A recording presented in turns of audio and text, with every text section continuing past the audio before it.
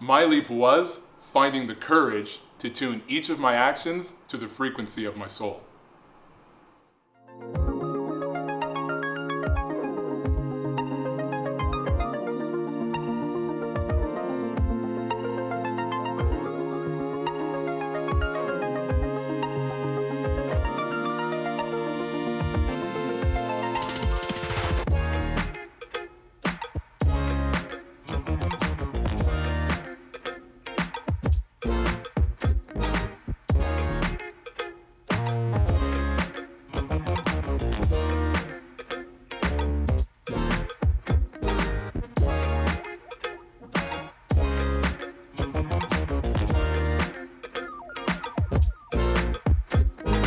Welcome to Leap. My name is Cherene Francis, and today we have Alexander Michael Gittens with us. Welcome him to the show. Thank you. Thank you. Thanks. Awesome. I'm so glad you're here. I am so glad to be here. Thanks for having me. Yeah, pleasure, since we connected before off studio, and your story is just incredible, so inspirational, and so I'm really glad that we're here to share this with all the entrepreneurs that are watching us today. My pleasure. Yeah, so let's start with your leap. Can you tell us more about that? Yes, well, off camera we were speaking about this. Yeah. And the Hollywood version of my life is, here's a kid from a good family, but maybe not so great of a neighborhood, who was super shy, into sports, into music, but had something to say, but wasn't able to say it. Got caught up in the wrong crowd, got caught up in the streets, had legal issues, tax issues, business issues, and then made a decision one day to make all of my actions in line with my highest values and to see where that took me. Wow. So that decision was the leap, just deciding to, you know what, I'm going to tune all my actions to what I believe to be right. Wow. Can you tell us more about that time? Like what was happening with the legals and the tax issues?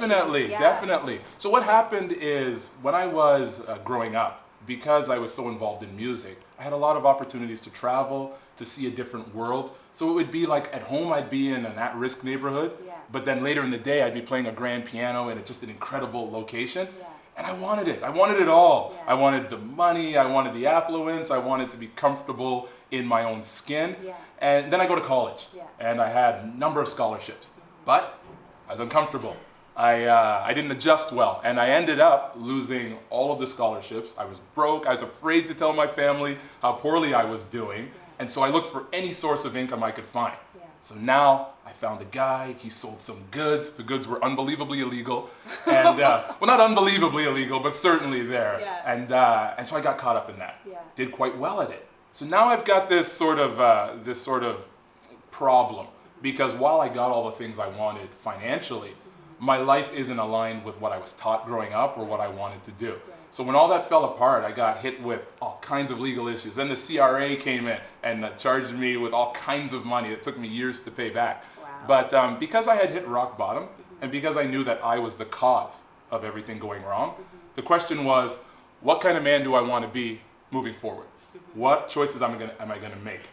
And I think because the failure that I feared, the failure that a lot of people fear, but the disappointment that I had allowed my family to go through and all of that, with that out of the way, it was curious because that allowed me to have a little bit more freedom to say, you know what, maybe this will never work out for me, but I'm going to try it this way, and just to trust that process.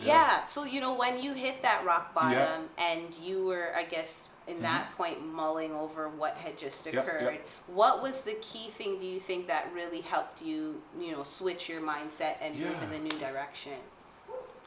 A lot of people talk these days about finding happiness. And the thing that I had to reconcile was, I've never really been an unhappy person. I've got a good family, I've got lovely friends, but what I did have was a lot of confusion, a lot of frustration. I didn't know what I wanted to do. Like, I felt like if I wanted to be a hockey player, I would just play hockey, go to the next level, then a coach would find me and I'd make the NHL. But I didn't even know what to want. Like, I didn't know what area to go in or what way to get there. So for me, it was sort of coming out of that process. It was, here I am in legal issues, legal problems, facing all kinds of serious consequences because of the choices I made. What happens if I spend the next 10 years? And that's what I told myself. It's going to be 10 years. What happens if I spend the next 10 years just learning what greatness really is? Because clearly I don't know. Clearly I had it all wrong. So let me see if I spent my time learning it. Yeah. And what I discovered in that process, it was nothing short of life-changing. Wow. It was an incredible journey, hard journey. What was your first learning? What was your first Yeah. Okay, so that's easy. Yeah. That's the first one was perhaps the most revolutionary one. And that's something I call the reassuring lie. So I call it the reassuring lie. So that is the misguided belief that something external needs to change. Okay. So for me, it was always, I'm a young black kid. I need to get money, I need to get status, then people will look at, it's that Scarface equation. Yeah. Money, power, respect. Yes. So that's what I was thinking. Yeah. Let me get this money and go from there. Yeah. But I realized all of my goals were externally motivated. I never actually said, how can I have clients and give them the most amount of value? Right. How can I learn to use my talents to make things better when I'm involved? I was looking at it from a very fixed mindset. How can I extract this value? How can I figure out things? So the first thing I call the reassuring lie, that's the belief that something external needs to change. Yeah. Anything external, whether it's your family, your situation, the city you're in, or if I have more money after I work here for 2 years. For everyone it's different. But any moment you say something external needs to change, you've kind of surrendered your very power, and that is the freedom to react and act in alignment with your highest values. Wow. So that was the first one for sure. And that was so freeing.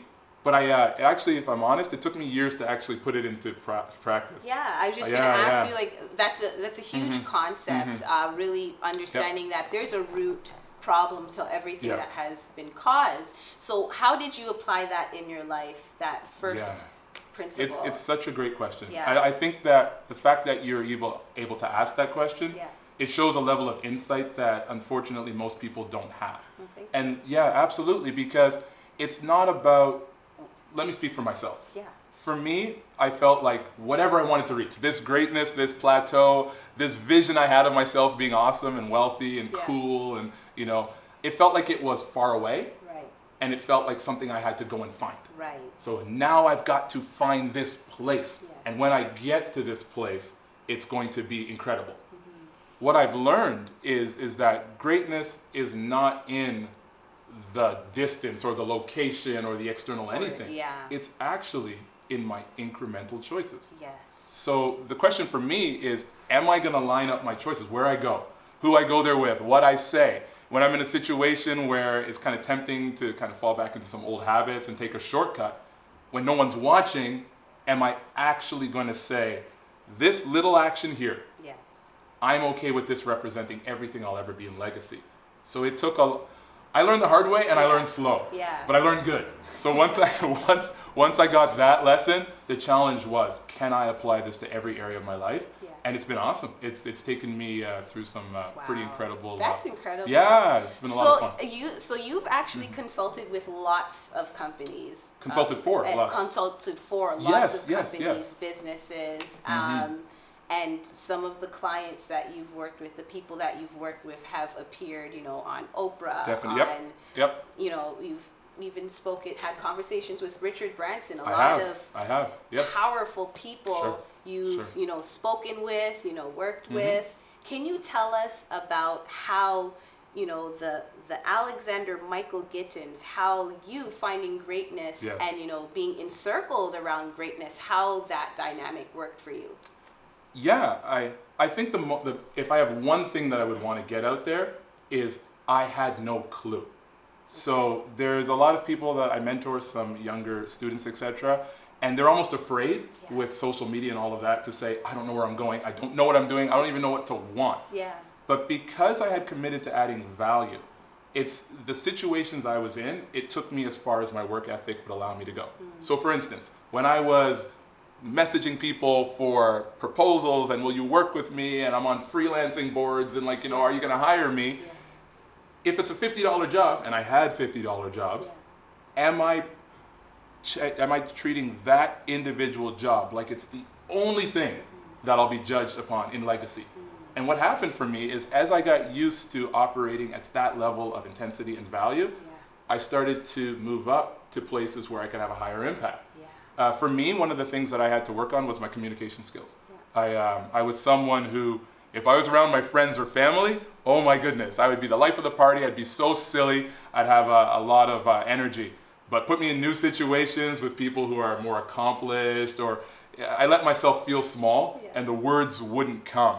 So I think adding value incrementally at lower levels helped me get to bigger and better situations, but also learning to communicate at a high level. It's one skill, oral and written communication, which I didn't realize the value of it. Yeah. So now I'm meeting Richard Branson, like you spoke about, and I'm talking with him.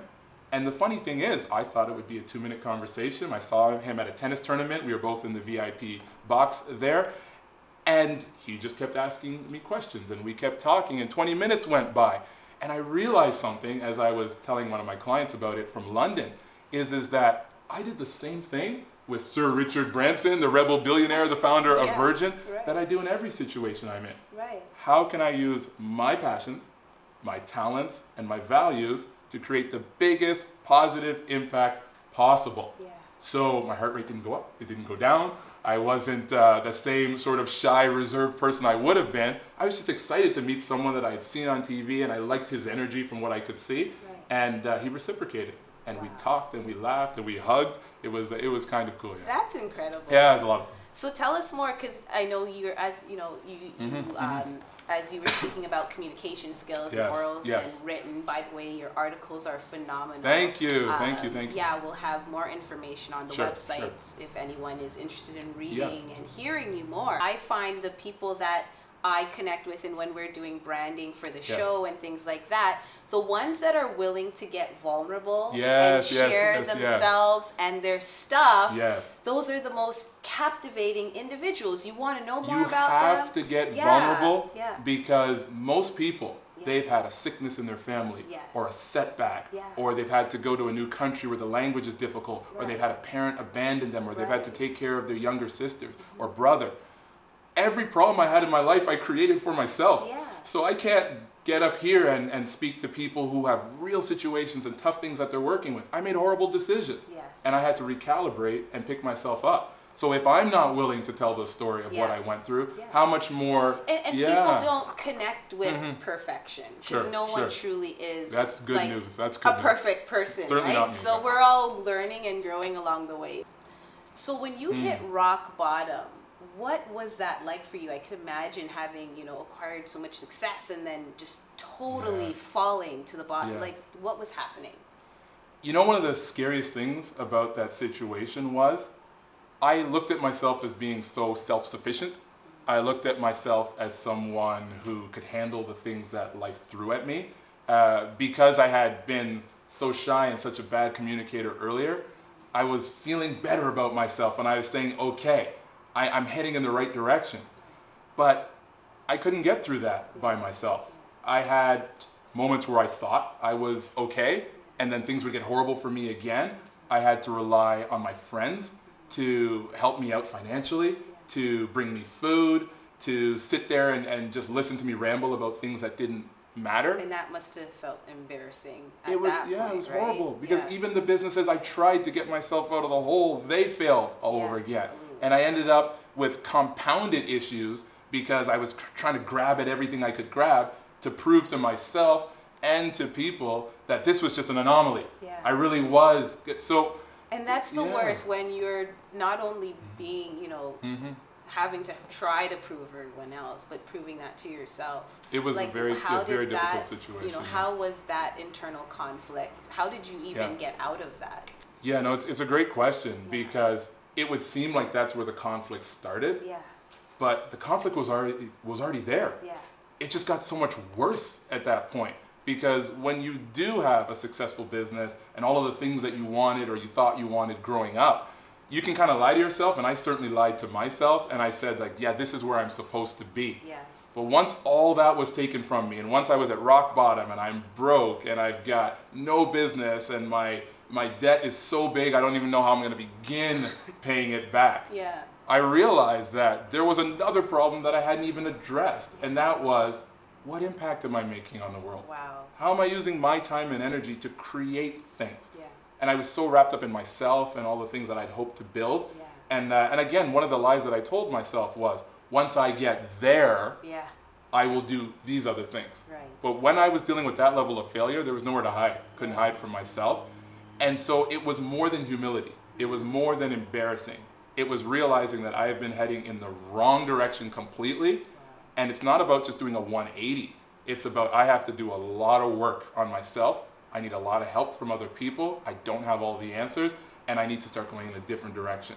So just that pivotal place of turning around. Yes.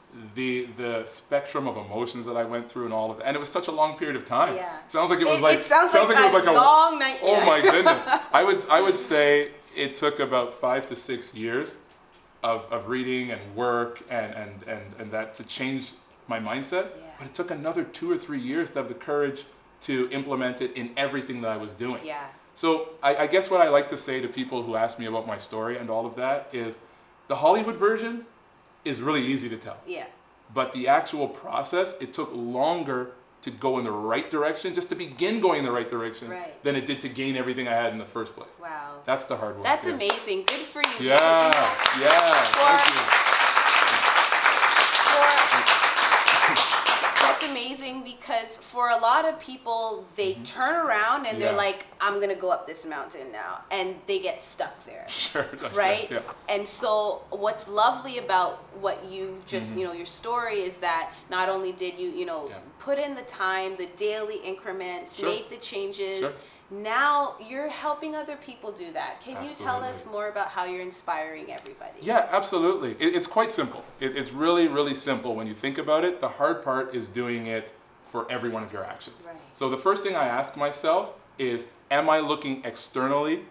Are you looking externally to define anything about where you'll end up?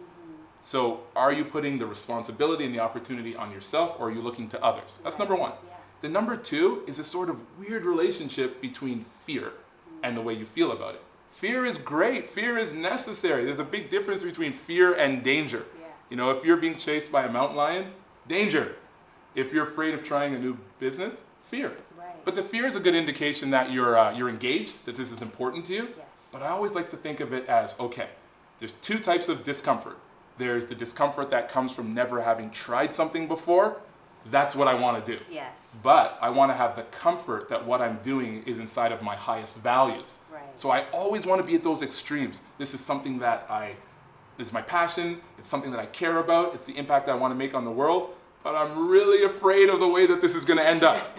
That's where I look. And then the last point is that I don't look at things as far as where will I end up one day? Right. How big of a stage will I be on? How big of a client will I have? Yeah.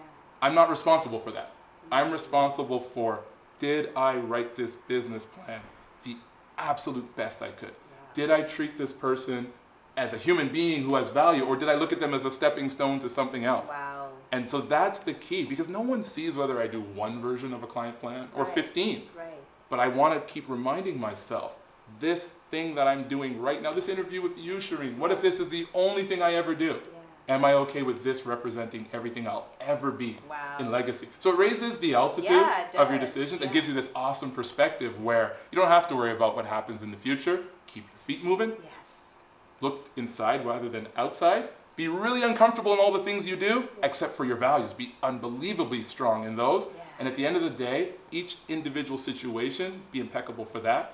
And in my experience, the rest will take care of itself. Wow, that's it, man. I must say that alone, I think, will take someone, to the next level. Yeah. Just the excellence at every step. Absolutely. That's absolutely. all.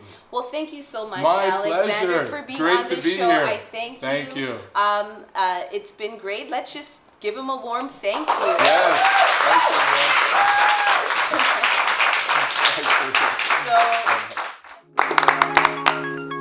Hi, my name is Cherene Francis, and I'm the host of the Leap TV show.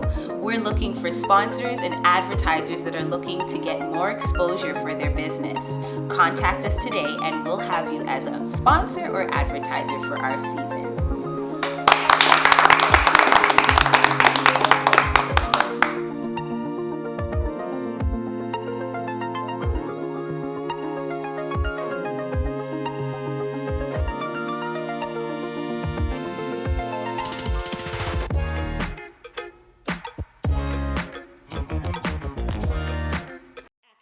Welcome to Leap. My name is Cherene Francis, and today I'm so excited to have Lynn McIntosh on the show. Let's give her a great big welcome. Thanks for joining me. I'm so glad to be here. That's amazing. So let's talk about your leap. I know that you wanted to make changes in your life. You wanted to get your mojo back. What was happening? About 10 years ago, I had gone through a divorce, and then 2 years later, I lost my father and an uncle, both in the same year. So I had gone through quite a bit of loss. And I found I was just functioning through life. I was just going through the motions, and I wasn't really happy. And I decided one day that I needed to do something about my life, and I needed to make some serious changes because the direction I was going in was not really, I wasn't happy with it. So I decided to started using a few methods like the law of attraction and self-hypnosis, and working on positive thinking, and developing the brain and the mind through different methods just to change my my thinking, and it worked. It was a lot of work, but I did it, and I now have a different life. That's amazing. So I know that you, in this divorce and this time of losing, your uncle and your father, we were talking backset about that moment of realizing that all the men that you had surrounding you in life had all gone. Can you tell us more and share what was happening with you internally during that time? I think I was very depressed, and I didn't know really maybe how bad I was, because I just thought, well, people lose people, but I think I was really depressed. So I as I say, I just started changing my thinking and changing my focus on, instead of thinking of the negative, thinking of the positive. So what, the average person when they're going through any type of loss or depression, when they're drinking and all that, they don't really just, get up and just go. What motivated you to change things? What motivated you to make that decision? Well, I had been depressed, functioning, but depressed for quite a while. Yeah. I just got tired. I got fed up with feeling that way. I just said, you know what? I'm fed up. Yeah. I've had it. Yeah. I'm done. Yeah. I think we all reach a point, I'm done, right? Yeah. Finished. Yeah. So I started to go online, law of attraction, positive thinking, neurology, the brain, what makes us... Did you know about law of attraction before? How did I you knew know about that it, but then I took a course on it, and I got to know more about it. Nice. And how to change your focus. Yeah. And I just did it all myself for a couple of years, just online, part-time, doing it myself. Yeah. So then I feel that time sort of set me up to get introduced into the coaching, because I feel that prepared me, and maybe God was on my side, but He knew I was looking for something. Right. And I feel the coaching came into my hands, and step by step, there was Rainbow, my coach, and then there was Damon, and then there was Adam. The three of them all gave me a go. Yeah. And it was amazing. And that's so cool. That's incredible, because it really just took that one course or that one book or just watch that one inspirational video to just get you moving in a direction. Yeah. And then what's awesome is that you, as you said, attracted these other people that would support you on the journey. So can you share with us now how you are supporting others on their journey?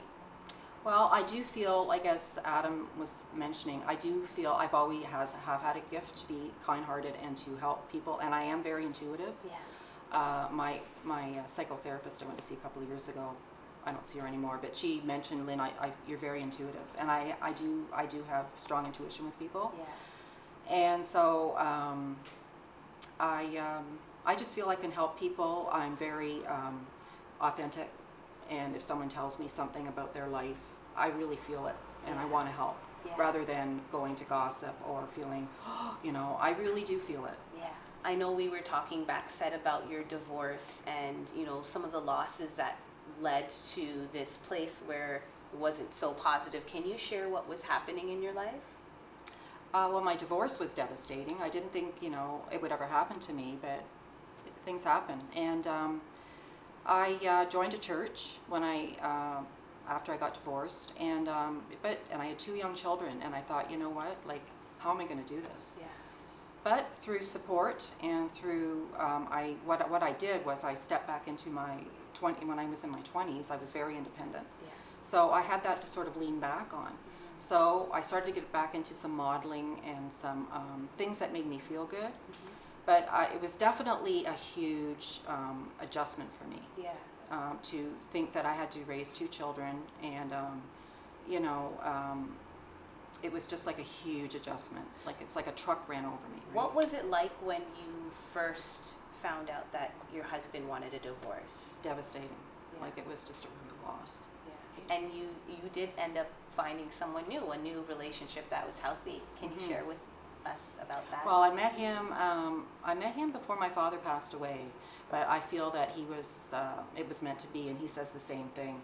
I was on my own for about 3 years, and then I wasn't looking for anyone, and he came into my life. I had known him 20 years ago, and he makes me laugh, and he brings out my real me, and I'm the same for him. Like we're good together. There was a little bit of a synchronicity that was happening when you met him, right? Yeah, it was a dismal April afternoon, and I was picking up my son at a birthday party. Yeah. And big deal. So I go to the birthday party. They're bowling, and I'm waiting for my son, and I'm talking to the grandmother of the birthday boy, and out walks Daryl, and I said, "Hi, how are you?" Yeah. And we connected, and it was sort of like it just was meant to be. And I had known him. I hadn't seen him for 10 years. Wow. So he's a landscaper. So I phoned the next week and I said, I need some landscaping done. Yeah. Did you really need landscaping done? No. But we've been together since then, and I think it was really meant to be. Yeah. Wow. Yeah. And how did you know you were ready for another relationship?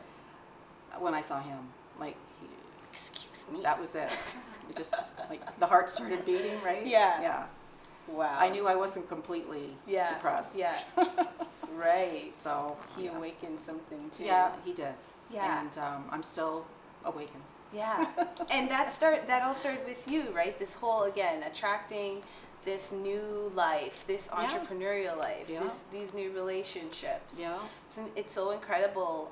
If you were to share a word of advice with all the entrepreneurs and people that are watching, what is most important about shifting your life and transforming it?